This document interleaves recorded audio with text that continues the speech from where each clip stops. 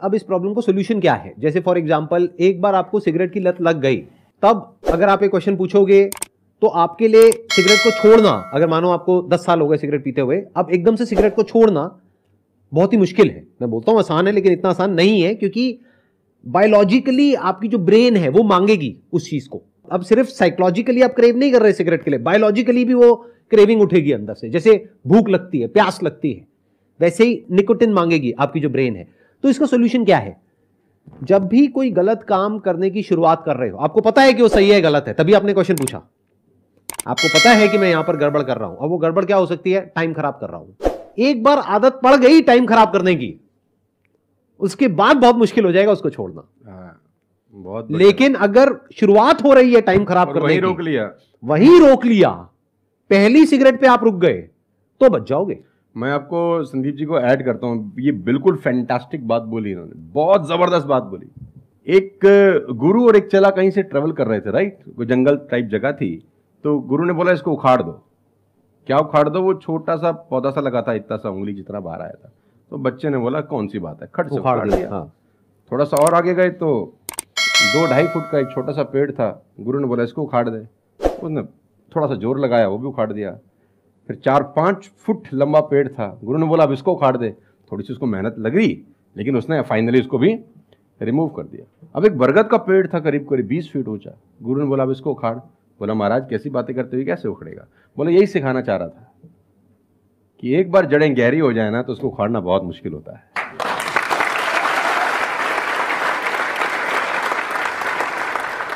मेरा क्वेश्चन ये है कि जैसे कि हम पढ़ते हैं, आजकल ये हो रहा है कि हम मैक्सिमम, हमारा फोकस ये होता है कि हम पढ़ेंगे और ये चीज़ मतलब जॉब करेंगे, लेकिन ये होता है कि जब वो नहीं होता हमारे से, तो हमें मतलब हमें कुछ बड़ा सोचना चाहिए कि हाँ अब इससे भी बड़ा कुछ हो सकता है, मे बी वो ना हो, कुछ बड़ा, मतलब अपनी थिंकिंग को कैसे बढ़ाएं, वॉश करें। देखो ये जो सोच है ना कि मुझे पढ़ना है और फिर मुझे जॉब चाहिए, ये सोच ही गलत है। अगर आप मुझसे पूछोगे तो मेरे स्टैंड पॉइंट से सोच पता है क्या होनी चाहिए? इतना तगड़ा इंस्ट्रूमेंट हमको मिला हुआ है, ये जो ह्यूमन बॉडी है, इसको एक इंस्ट्रूमेंट की तरह देखो। कितना कमाल का इंस्ट्रूमेंट है, क्या ब्रेन है हमारे पास में, क्या थिंकिंग पावर है, क्या एबिलिटीज है। इसको हम यूज कर रहे हैं किस लिए? सर्वाइव होने के लिए। सर्वाइव तो जानवर भी कर जाते हैं, उसमें क्या बड़ी बात है? तो नॉलेज को यूज करो, यानी एजुकेशन को यूज करो कुछ क्रिएट करने के लिए। माइंडसेट को चेंज करो। अभी क्या एज है? 20 साल, 22 साल। अभी सोचो कि मैं अपनी पूरी लाइफ को क्रिएट करने वाली हूं। 20 साल, 30 साल, 40 साल, 50 साल, अभी पूरी लाइफ पड़ी है। उसको कैसे क्रिएट करना चाहते हो आप? कैसी लाइफ चाहते हो आप? उसको क्रिएट करो और उस नॉलेज को, उस एजुकेशन को यूज करो उसको क्रिएट करने के लिए। अगर एजुकेशन सिस्टम से वो नॉलेज नहीं मिल रही है तो बाहर से ले लो। इंफॉर्मेशन एज बोलते हैं इसको। इंटरनेट पे भरी पड़ी है नॉलेज, नॉलेज की कहां कमी है? और अपने दिमाग को खोलो। सिर्फ ये लाइफ नहीं है कि मैंने यहां से ये पढ़ाई करी, उसके बाद में मुझे जॉब लग गई तो मैं सक्सेस हूं, जॉब नहीं लगी तो मैं फेलियर हूं। अरे नहीं, वो समय गया। आज अनलिमिटेड ऑप्शंस है। फिर भी अगर हम ऐसी बात करते हैं तो इसका मतलब क्या है कि अभी हमारा दिमाग खुला नहीं है, दिमाग बंद है। बोलते हैं ना, mind is like a parachute, it can't work unless it's open.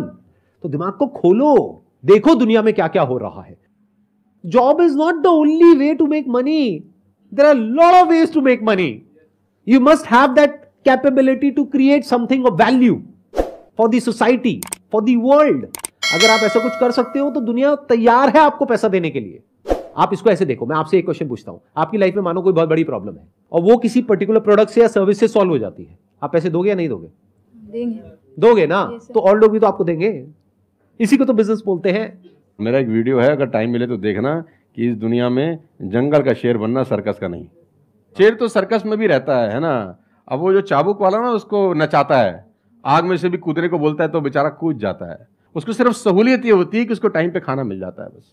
लेकिन जो जंगल का शेर है उसको कभी मिलता है, कभी नहीं मिलता। उसको रोज हॉन्ट करना पड़ता है। Every day when the sun rises उसको भागना पड़ता है शिकार के लिए, नहीं तो वो शाम का अपना सूर्यास्त नहीं देख सकता, मर जाएगा।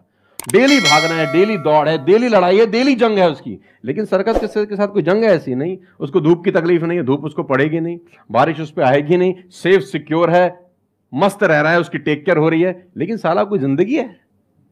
बच्चे भी पूंछ पे हाथ लगा के चले जाते हैं जब पूंछ बाहर घूम रही होती है।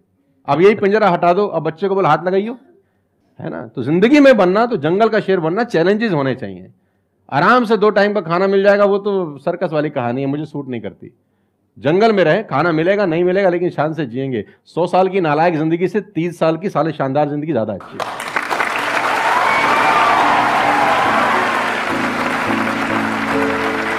Thank you so much, thank you.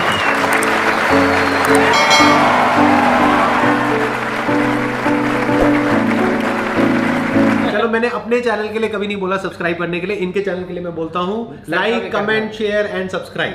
Thank you sir. ठीक है जी।